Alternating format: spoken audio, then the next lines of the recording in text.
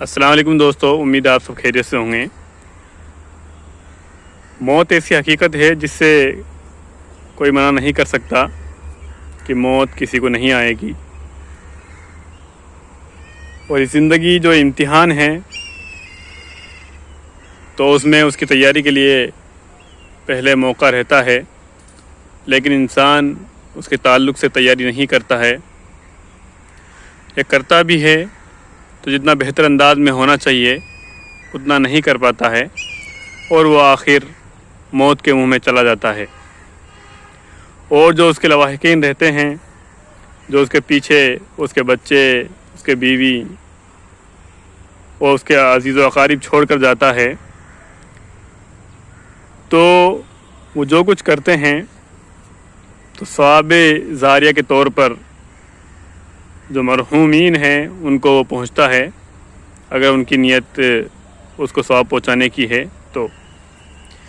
لیکن ابھی میں دہلی کے ایک قبرستان میں ہوں، جہاں پہ آپ دیکھ سکتے ہیں کہ ایک قبر ہے جس پر قرآن کو اس طرح سے رکھا گیا ہے، جس کی حالت آپ دیکھ سکتے ہیں کہ کس طرح سے اس پر دیمک بھی لگی ہوئی ہے۔ جو نیچے والی قرآن ہے اور اوپر والی قرآن کی یہ حالت ہو رہی ہے جو آپ دیکھ سکتے ہیں۔ اب معلوم نہیں کہ یہ کس کی قبر ہے، لیکن اس نے قرآن کو کس طرح سے بے حرمتی کی ہے۔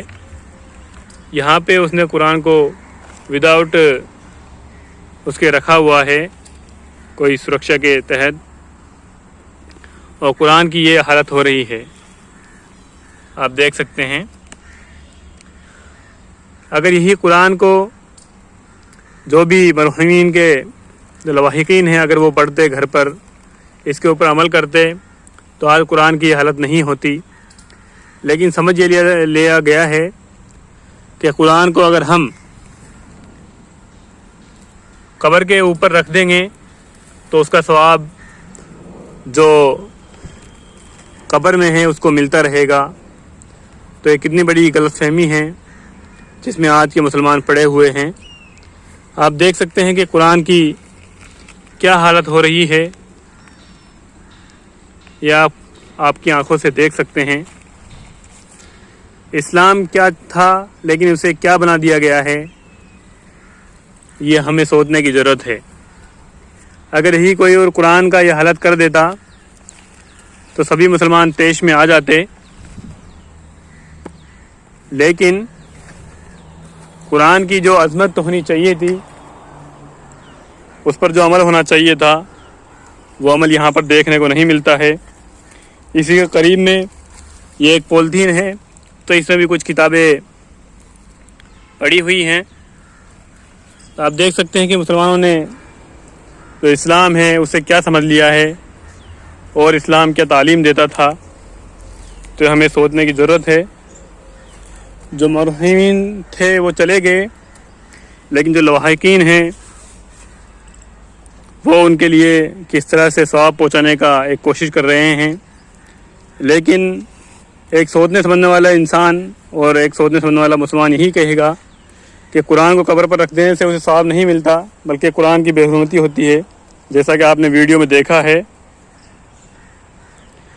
تو ہمیں غور کرنے کی ضرورت ہے کہ قرآن کو کس مقصد کے لیے بھیجا گیا تھا، اور آج اس کے ساتھ میں کیا رویہ ہم اختیار کر رہے ہیں۔ تو یہ ہمیں سوچنے کی ضرورت ہے۔ میں آپ سے یہی گزارش کروں گا کہ قرآن کے تعلق سے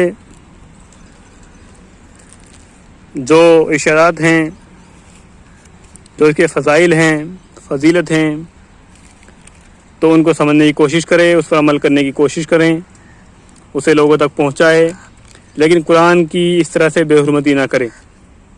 خدا کے واسطے اس طرح سے قرآن کی بے حرمتی نہ کریں۔ آج کل دیکھا جا رہا ہے کہ دنیا میں سب سے زیادہ پڑھی جانے والی چیز قرآن مجید ہے، لیکن یہ بھی ایک سوچنے والی چیز ہے کہ سب سے زیادہ نہ سمجھ کر پڑھی جانے والی چیز بھی قرآن مجید ہے۔ تو ہمیں اس اور غور کرنا چاہیے میں اس قرآن مجید، یہ دونوں قرآن مجید کو میں قبرستان سے اٹھا کر کسی مسجد میں رکھوں گا، اور وہاں اس جو بھی اس کا آگے کا پروسیس رہتا ہے، اس کو گلانا وغیرہ، تو وہ کیا جائے گا انشاءاللہ۔ لیکن میں اسے یہاں پر اس طرح بے حرمتی ہونے کے لیے نہیں چھوڑ سکتا۔ ہو سکتا ہے کئی لوگ مجھے غلط کہیں، لیکن میں انشاءاللہ اسے کسی قریب کی مسجد میں لے جا کر رکھوں گا۔ دوستو، مقصد یہ ہے ویڈیو بنانے کا کہ سبھی کو ایک نہ ایک دن انہی قبرستانوں میں آنا ہے، موت کا مزہ چکھنا ہے۔ جو کہا گیا ہے کہ کل نفس ذائقۃ الموت، ہر نفس کو موت کا مزہ چکھنا ہے، تو ہر ویکتی چکھے گا، ہر ایک انسان اس کا مزہ چکھے گا، لیکن بہتر یہ ہے کہ موت سے پہلے موت کی تیاری کر لی جائے، تو وہ بڑی کامیابی ہے۔ لیکن دیکھنے میں آ رہا ہے